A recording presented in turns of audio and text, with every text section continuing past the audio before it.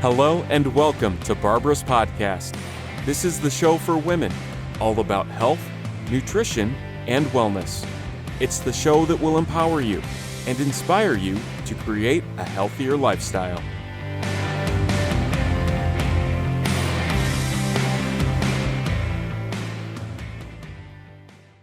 Hello and welcome to the show where we explore the world of holistic health and wellness. Today I'm excited to introduce Dr. Paul Kolodzik, who is a metabolic MD and specializes in medical weight loss, providing physician-supervised, nutrition-supported, individualized care. He has provided weight loss and wellness services to patients for the last decade. Welcome, Paul. Thank you for having me. It's my pleasure. So let's dive in. It's a topic that I'm very, very interested in. And your program integrates continuous glucose monitoring. Can you explain how real-time glucose tracking helps with weight loss and metabolic health? Sure. So first of all, so people know what a continuous glucose monitor or CGM is. It's those devices that you've seen on the back of the arm of diabetics. And they've had increasing popularity over the last few years for non-diabetics. And really, my practice is based on helping people that are overweight, have diabetes in their family, have pre-diabetes, reverse those risks with the use of a continuous glucose monitor. So we put CGMs on patients for at least an initial 2-week period of time. That's how long they last. And immediately people can see what their blood glucose patterns are 24/7, how high they spike, what their averages are, the variability. And it can be very, very instructive for people as they look to improve their metabolic health. Okay. See, GLP-1 medications have gained a lot of attention recently. How do they work and who can benefit most from using the program? Yeah, so GLP-1s are here to stay. The genie is out of the bottle on GLP-1s, and I think they are appropriate medicines for some patients. So the foundation of my practice has always been the use of CGMs, and that in some way, and I know there are different opinions on this, in some way generally incorporates a lower carb diet, some intermittent fasting, and some strength training, because the focus here is reducing insulin resistance, and strength training also helps reduce insulin resistance. So GLP-1s have been all the rage over the course of the last couple years, and they're gaining in popularity. And I believe they can be used appropriately for patients that want to lose weight. But I don't feel it's appropriate for somebody to look to get on a GLP-1, look only for a shot, and then be dependent on that medication for the rest of their life. So we incorporate the principles that I've used for many years that I just mentioned in the use of a continuous glucose monitor, with the goal of keeping the GLP-1 doses relatively low. And then, the way these medicines work is you titrate up on these medicines over a period of time. What we try and do is titrate lower doses, I call it microdosing, to medium height doses, and then titrate people back off in a matter of months and not make them dependent upon medications for years or indefinitely. I can tell you how these medications work. Is that the question that you had? Well, yeah, you could explain to us how it works, and yeah, so we'll start with that, because then I've got some questions about like the common side effects. Sure. So the GLP-1s have 3 mechanisms. Remember, these medicines were initially made for diabetics, and then the drug companies realized that they not only control blood sugar, but they help people lose weight. And the way these medicines work is really threefold. There's 3 mechanisms of action, and that is that they decrease gastric emptying. That's a fancy way of saying they keep your stomach fuller for longer. They narrow the valve between the stomach and the intestine, so your stomach stays fuller longer. You get some satiation there. They do what we just talked about, which is lower blood glucose. And lower blood glucose, I think for most people, middle-aged, metabolic syndrome patients that are looking to use these medications is a good thing, because when you lower blood glucose, your organs, let's say your muscles, turn to another source of energy. The same principle behind low carb diets. And that other source of energy is that fat we all have down around the middle. So then you use more fat for energy, and that can help with weight loss and improved metabolic health. And then the third mechanism of action is the medications have a direct satiating effect on the hypothalamus in the brain. And so actually suppress hunger. So those three mechanisms of action are the way these medications are used. And I do provide these medications to patients either in the brand name form or the compounded form, which is less expensive. But I do it in a manner with, let's find out your baseline metabolic health using a CGM and checking an insulin level, which we can talk about, which I think is critical. And then if we're going to integrate these medicines into the program, let's look at a microdosing regimen, which is lower doses for limited periods of time, with the goal being making these lifestyle changes, using the medicines to help get a restart on your health, and then titrating you off the medications while we continue with the lifestyle issues which will keep you healthy for a lifetime. And when you say microdose, what would be the actual dosage of it? Yeah, so if you're looking, there are two medications that are out. If you're looking at semaglutide, the scientific name, which is the same medicine as either Ozempic or Wegovy, we usually look at 0.25 milligrams and then up to 0.5 milligrams, and we try and keep patients under those doses. Some providers can go all the way up to 2.5, 2.4 milligrams. And for the other medication, which is tirzepatide, brand names Mounjaro and Zepbound, those doses would be 2.5 milligrams and 5 milligrams. And another important point of keeping those doses low is a lot of times these medications are not covered by insurance. And if you can keep the doses lower, you can keep the costs down as well. So, I think it's just a better plan. Lower doses, limited periods of time, less cost, while incorporating lifestyle changes. And that's where the CGMs come in, because CGMs can be very instructive for people in helping them modify their diet. Yeah, absolutely.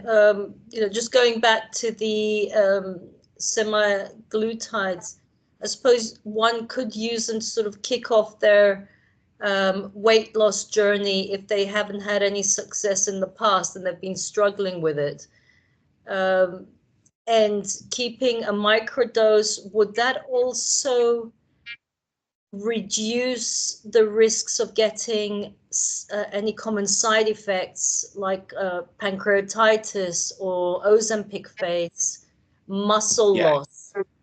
Yes, and a lot of people are concerned about that, and absolutely, a lower dose counters the risk of those side effects. And you mentioned muscle loss. Muscle loss is a big issue with these medications, especially pertinent to women, because the amount of muscle mass you have relates to your risk of osteoporosis as you get older.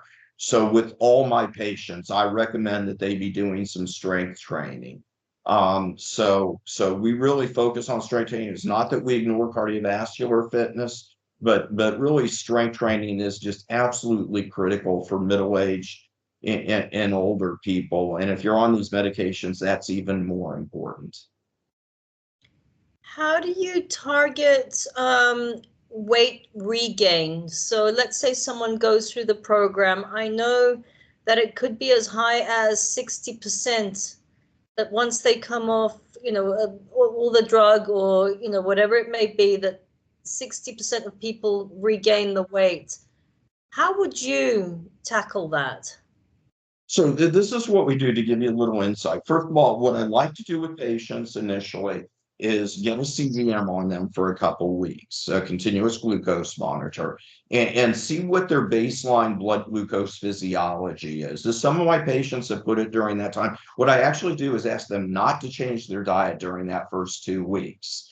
And let's see where you live in terms of what's going on with your blood glucose physiology. And in the States here, 50% of people are either diabetic or pre-diabetic, and half the people that are pre-diabetic don't know they're pre-diabetic because we quite honestly don't have an emphasis in our healthcare system of rooting that out and helping people reverse that. Pre-diabetes is completely reversible. So I have patients wear these CGMs, and the phrase I hear commonly is, once I see it, I can't unsee it. So a CGM puts a little sensor under the skin, measures your blood glucose 24/7. You see that 24/7 on your smartphone. And so people can see how the foods they eat spike their blood sugar, what it does to their averages, what their patterns are. So first of all, that's very instructive for people. And then I'm going to mention the other thing I get is a fasting insulin level. I think fasting insulin levels are more important. It's a blood draw, are more important than cholesterol levels for most people, because with a CGM and a fasting insulin level, you can drill down to an exact level of insulin resistance. So that's how we start. And then we'll implement a program with, which I'm a believer in, a low carb approach. I think that low carb is sustainable for a lifetime. Calories in, calories out is difficult to sustain for a lifetime. We look at limited intermittent fasting. I'm not talking about fasting for days, but we look at intermittent fasting, maybe 14 hours overnight, something like that. And then we incorporate that strength training, which decreases insulin resistance. And the reason strength training decreases insulin resistance is because if you increase your muscle mass, the muscles are the most malleable organ in the body. You can increase their size, soak up more insulin, soak up more blood glucose. That decreases insulin resistance. So your question was, as patients come off the medicine, how do you avoid weight regain? And it's instilling those patterns, which really becomes secondary while the people are on the medicine and get a little boost. And I do have patients that, they're at the point where they can't really exercise, that they can't do a lot. They need a lot of education related to their diet. So we use a limited use of the medication as an opportunity for a reset. And then once we've got these lifestyle changes in place, coming down and off the medication without significant weight regain becomes much easier. Yes. And I suppose within that time, they can build these healthier habits to sustain for a lifetime.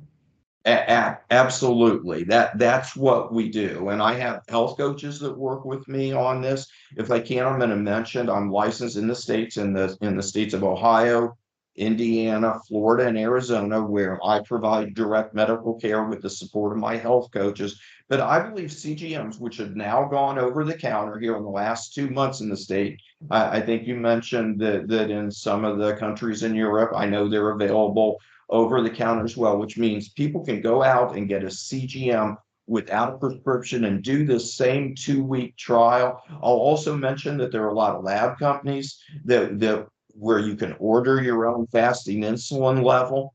And so what we look at doing is providing that support to people that are not in the states I'm licensed in any state, unfortunately not outside the US. So people can get a CGM on their own, get a fasting insulin level, and I have a website where you can go ahead and purchase the Stello Dexcom CGMs.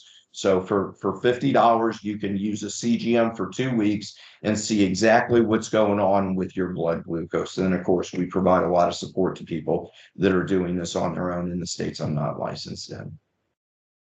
Oh, it's very, very interesting. I think it's, sort of next generation's weight loss strategies, I guess. It is. And so these are all big changes in the last few years. CGMs being available over the counter, and then also, the medications. But, I'm going to mention there's a dirty little secret with the medication, in that there are providers that look to get patients on medicine, have them on higher doses of medicine, not necessarily emphasize lifestyle changes and have a patient for life, because the patients get stuck there.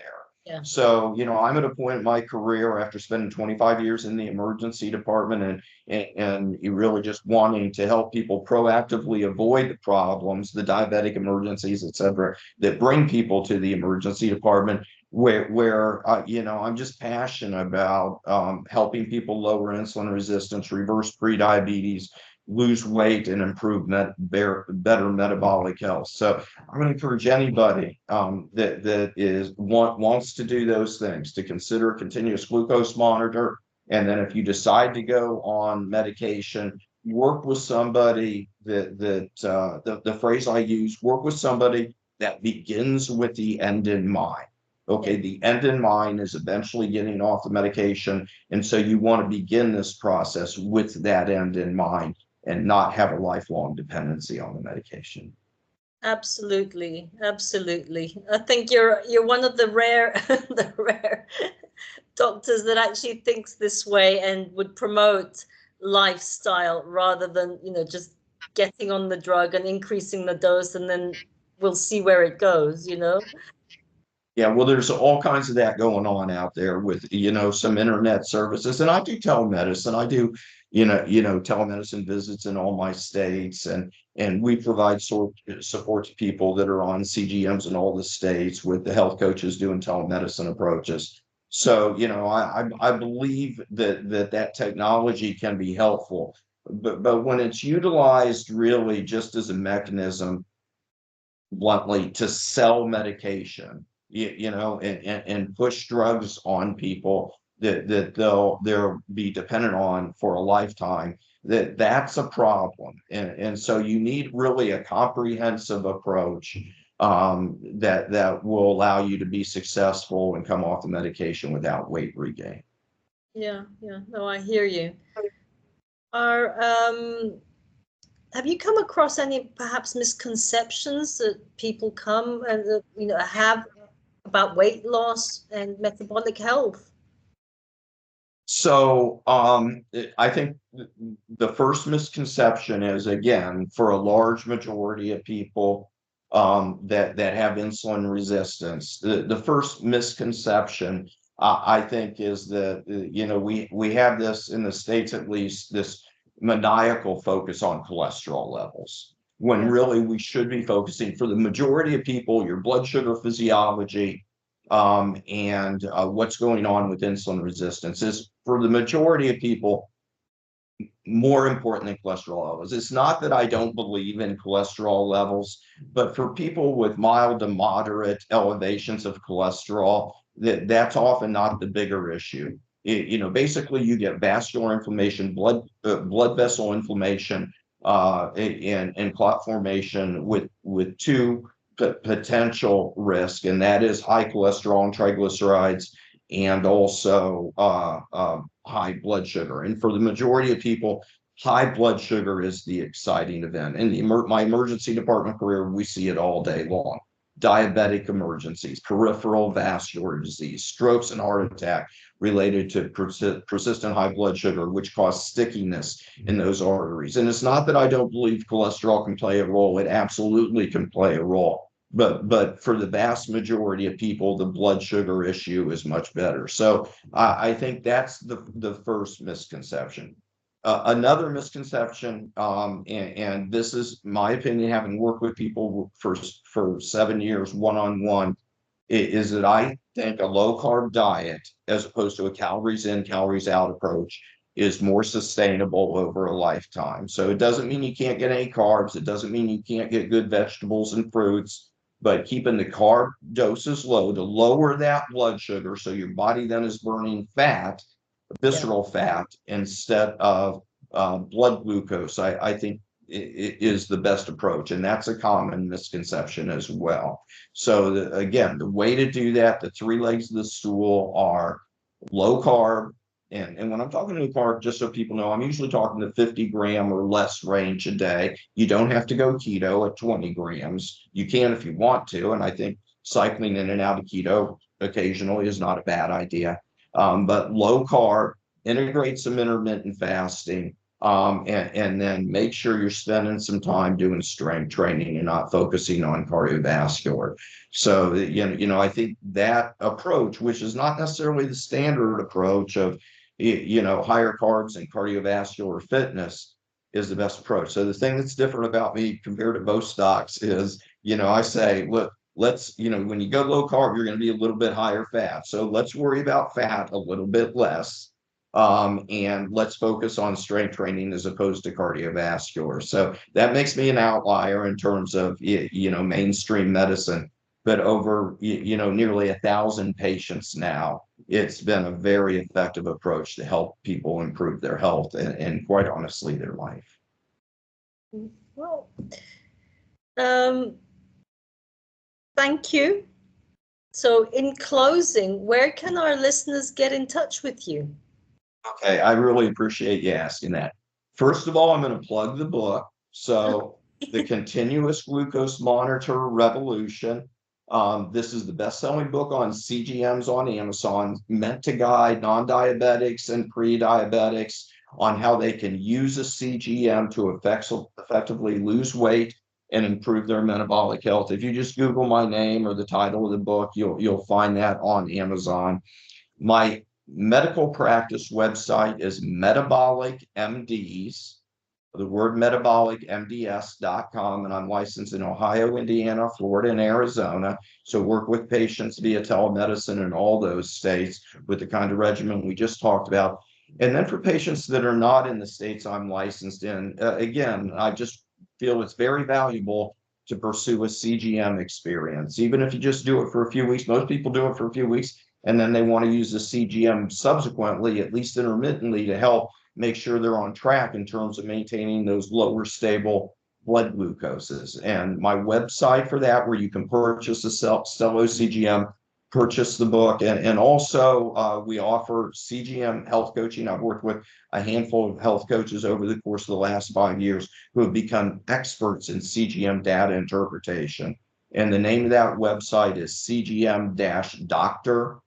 So CGM-DOCTOR.com. And there's a lot of educational material on that site about how to use your CGM effectively as well. Okay, well, thank you very much for sharing your expertise and insights with us today. It's been an absolute pleasure having you as my guest. And it's been a pleasure joining you. I always appreciate the opportunity to get the word out here in the States, but I know you have a worldwide audience. So I love to share this information with people in far-flung places as well. Well, thank you. Thank you, Barbara. Thanks for listening to Barbara's podcast. Don't forget to sign up for our newsletter or e-courses. Celebrate life, and see you at the next episode.